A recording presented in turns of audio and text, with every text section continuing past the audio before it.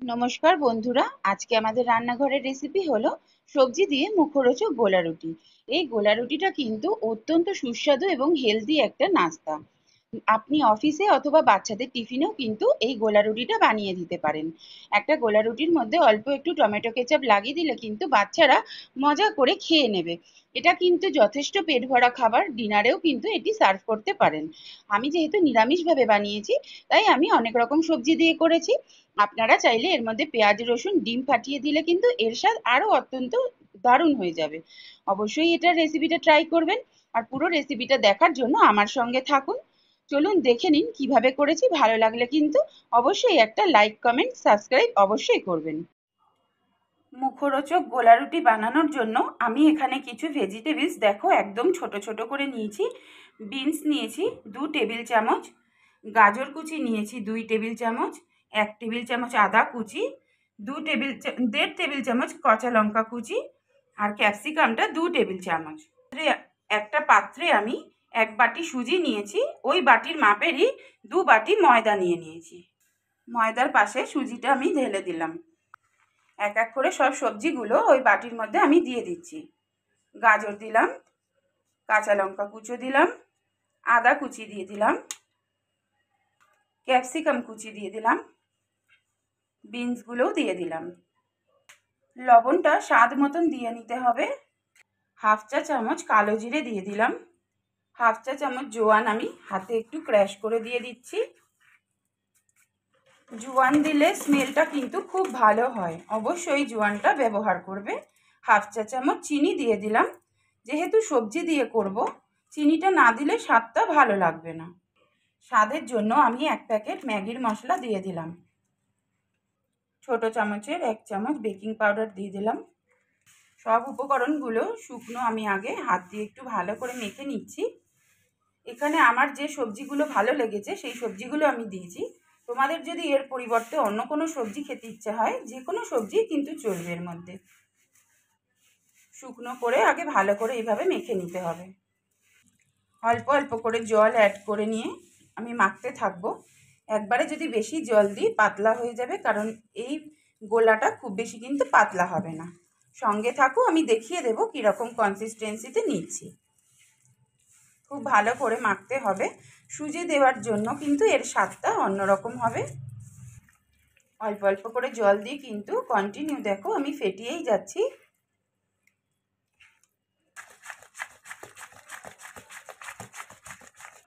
মাখাটা আমার রেডি হয়ে গেছে। এবার আমি আধ ঘন্টা একটু রেস্টে রাখবো। একটা ঢাকনা দিয়ে চাপা দিয়ে দিলাম। আধ ঘন্টা হয়ে গেছে, দেখো ঢাকাটা খুলে আবার আমি একটু ফেটিয়ে নিচ্ছি ভালো করে। কত সুন্দর সেট হয়ে গেছে দেখো, দেখো দেখতে পাচ্ছ। একটা কড়াই বসিয়ে আমি এখন 1/2 চা চামচ সাদা তেল দিয়ে দিয়েছি। এবার এর মধ্যে যে ব্যাটারটা তৈরি করে রেখেছিলাম, এরকম একটা মিডিয়াম সাইজের হাতার সাহায্যে আমি পরিমাণ মতন তুলে তুলে দিয়ে ঘুরিয়ে দেব। খুব বেশি মোটা করা যাবে না, পাতলা করে করে নেব। হাতা দিয়ে দেখো এরকম গোল করে দিয়েছি। একদম স্টিম কমিয়ে দিয়ে এবার চাপা দিয়ে দিচ্ছি আমি। 1 মিনিট হয়ে গেছে, ঢাকাটা খুলে দিচ্ছি। এক পিঠটা হাসা করি হয়ে গেছে, এবার আমি উল্টে দিচ্ছি। ওই পিঠটা এবার হবে। 2 পিঠই হয়ে গেছে। এবার অল্প করে একদম সাদা তেল ছড়াতে হবে, খুবই সামান্য, 1/2 চামচের থেকেও কম দিয়ে এপিট ওপিট করে ভেজে নেব। এই গোলা রুটি বলো অথবা নাস্তা, এটা কিন্তু খুবই হেলদি। বাচ্চাদের জন্য তো খুবই ভালো। বাচ্চারা তো অনেক সময় সবজি খেতে চায় না। এইভাবে যদি গোলা রুটি বানাও তো বাচ্চারা এমনি খেতে ভালোবাসবে। তাদের পেটেও গেল সবজিটা, পেটও ভরলো। খুন্তি দিয়ে এরকম চেপে চেপে সবকটা কিন্তু ভেজে নিতে হবে। একটা গোলা রুটি কিন্তু আমার ভাজা হয়ে গেছে। এই সময় আমি তুলে নেব। খুব সামান্য আবার সাদা তেল ছড়িয়ে দিলাম। হাতায় করে ওই মিশ্রণটা আবার আমি তুলে দিচ্ছি। এইভাবে দিয়ে অল্প অল্প করে চারিদিকে ছড়িয়ে দিতে হবে। আলতো করে করবে কাজটা। 2 হাতা করে দিচ্ছি আমি। এইভাবে করবে, দেখো পুরো সঙ্গে থাকো। তাহলেই বুঝতে পারবে। এইভাবে আলতো হাতে কিন্তু গোল করে ঘুরিয়ে দিতে হবে। এটা করাটাও খুব সহজ আর খেতেও কিন্তু খুবই ভালো। এই সময় আমি আবার চাপা দিয়ে দিচ্ছি। 1 মিনিট পর আমি ঢাকা খুলে দিলাম, দিয়ে আবার ঘুরিয়ে দিলাম, আবার ঢাকা দিয়ে দিলাম, আর একটু ভালোভাবে সেদ্ধ হয়ে যাবে। ঢাকা খুলে আবার অল্প একটু সাদা তেল ছড়িয়ে দিলাম। এটার মধ্যে কিন্তু খুব বেশি তেল লাগে না, খুবই সামান্য সামান্য করে দিয়ে এপিট ওপিট করে ঘুরিয়ে ঘুরিয়ে ধৈর্য ধরে ভেজে নিতে হবে। এইভাবে ঢাকা দিয়ে ভাজলে যেহেতু সবজিগুলো আমার কাঁচা দেওয়া রয়েছে, খুব ভালোভাবে কিন্তু বয়েলড হয়ে যাবে এবং জিনিসটা খেতেও খুব সুস্বাদু হবে।